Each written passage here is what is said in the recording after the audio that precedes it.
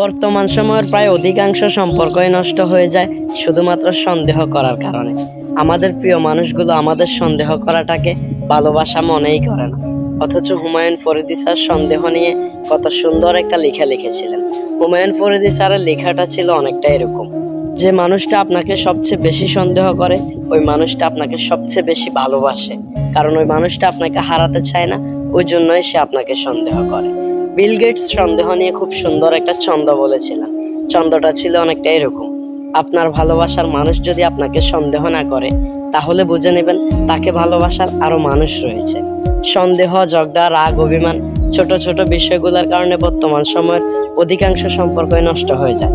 অথচ পাশের মানুষটা এটাই বোঝে না, সন্দেহ, রাগ, অভিমান, ঝগড়া যে সম্পর্কের মধ্যে নেই সেখানে ভালোবাসাই থাকে না। ভালো থাকুক পৃথিবীর সকল ভালোবাসাগুলো।